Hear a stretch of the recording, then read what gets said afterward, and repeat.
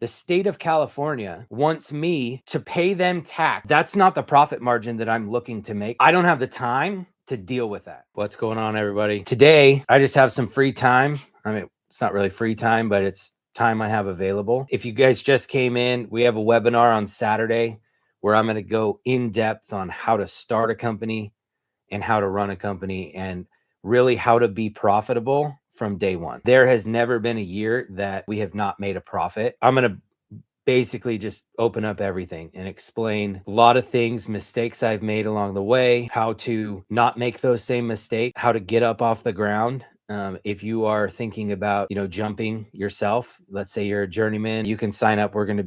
I'll be there next Saturday for a full 8 hours and you'll be able to ask me questions. So like I said, there's only 5 spots available, but today we're going to talk about any questions that you have. So we'll just hit some of the cliff notes of a lot of the stuff that's going to be in the actual webinar. And as I said, the webinar is where we go a whole lot deeper. This webinar is not just for electricians. Running a contracting company, I have lots of friends who I've made good relationships with that are HVAC companies or plumbers. It's all the same thing on the back end of the company, how to get on your feet, how to get the company started. All of that stuff is exactly the same. It's open to everybody, right? So let's see, Michael Popovic, what's your process on bidding TI projects? Yeah, so when I have a TI project, so we actually did one 2 months ago. It was a smaller TI, probably.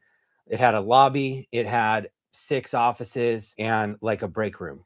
And the bathroom was actually in the hall. So we didn't even do the bathroom. But when I go in there, I basically just look at what's the scope of work. So the first thing I'll ask is, do you guys have a permit? So I can see the drawings. All of us have seen drawings. We know what they look like. So I'll look at it and I will say, just from my experience, hey, this is going to take me approximately 3 days with me and Paul. I know in my head how many hours that is. And then I'll take my hourly rate and I'll just apply that to how many ever hours I think it's going to take us. And then I'll get a material list together and I'll either, if it's a bigger job, like we did a Red Bull EV charger project with 17 EV chargers inside a Red Bull facility. And for that one, the material list was pretty substantial for what we do. So I just got a material list together, sent it out to, let's say, 3 different supply houses, right? Rexel, CED, Walters, City Electric. So I'll send it out to all of them. I'll say, give me your lowest and best price. They'll send back the quotes to me and they'll say, okay, here's our price. And so then I look at it and I figure out, okay, these guys are much easier to work with, but they're $1,000 more on materials. Okay, let me hit these guys back and I'll say, hey, you guys are $1,000. I literally just tell them, like, I got 4 quotes. You guys are $1,000 higher than these other guys. How can we tighten this thing up? And as long as they get within, I don't know, for us, within $300 to $500 of the other quote, I'm willing to spend a little bit extra money. If, like, let's say Rexel, they have really good delivery no matter where I'm at in Southern California, because they have a lot of locations, just like City Electric, CED.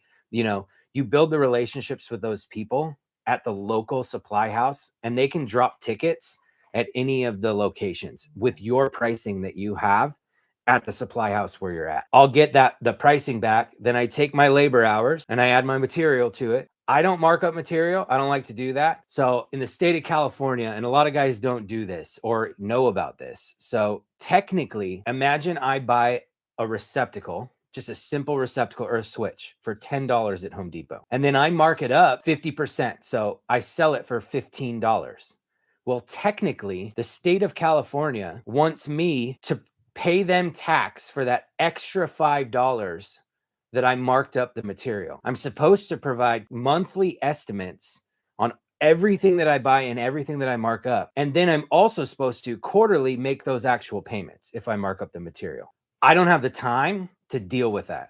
I did not want to have to go through that. So I literally just purchase the material.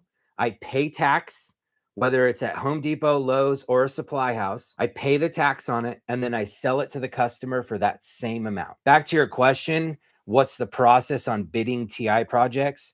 That's kind of how I do it. Now, when you're saying bidding TI projects, perhaps you're thinking of, like, a bigger TI, like an entire floor on a building. To be honest, I don't even bid on those, because I found that companies' labor rates are so low because the market is so cutthroat that we're looking at potentially 10, 15% profit margin. If not, maybe 20, 25. That's not the profit margin that I'm looking to make for my company. I want to make 45% profit margin. Every time I've bid on a larger TI scale job working for a GC, almost every time I don't get it because my labor rate is too high and I apply the labor rate to the entire job, right? Whereas I'll give it to you. For instance, I typically charge 150 bucks an hour. Well, I know that bigger companies, those guys, they have so much volume. They're able to handle the 15% profit margin because they're doing such volume, right? I don't have that much volume, and I need to make sure that every single project that I'm doing is hitting as high of a profit margin as I possibly can. The other side of it is I absolutely hate working for general contractors. There have been a couple that have been absolutely amazing. But the thing that I detest is that these larger companies, larger general contracting companies, they'll do net 45, net 60, all the way out sometimes to net 120, where you finish a job and you don't get paid for 2 to 4 months. That means I have to carry all that material cost and all the labor cost for 2 to 4 months after I have completed the job. It's just, I can't do it.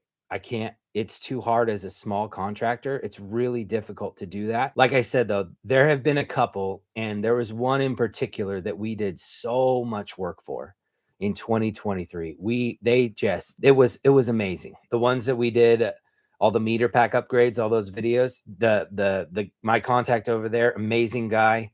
The guy who got us all of the work, amazing guy as well. He actually found us on YouTube, and he referred us to the owner or the owner's rep and said, "Hey, this is the guy." And those ones were a little rocky in the beginning. The first job was a little tough because, if I'm being honest, I had never upgraded. What was it? 58 units in an apartment building. I had never done that many, especially in one day, doing half. If you guys saw those videos, we did one side one day and then one side another day. So it was a little challenging. I underbid for sure a little bit on that first project, but you learn, right? And that contractor was amazing too. That's kind of how we do our projects now, right? You guys see a lot of videos of electrical panel upgrades. You see a lot of EV charger videos that we come out with, service calls. If you're thinking about starting your own company, you really want to find that niche that you like. You might be the type that you just absolutely love working in people's homes, and you want to do can lights and receptacles, and you want to, cut in outlets for bidets, and that might be your thing. Or maybe you want to get hooked up with water districts, or go a little bit more industrial with your thing. If that's where your contacts are, you just got to figure out where your little niche is going to be so that you can make sure that you're being profitable. Again, I found that if I work direct to the customer, whether it's a homeowner, it's a building owner, or a head maintenance person of, let's say, like we do some work for a retirement community. It's one building, and they probably call us 3 to 5 times a year. Now, again, if you have plans that you want to grow 30 guys and 30 trucks in 10 years, well, you're going to have to go after some bigger jobs or go after a whole bunch of smaller projects. Honestly, I'm just kind of going with the flow, whatever the Lord wants to bring to us. We get calls.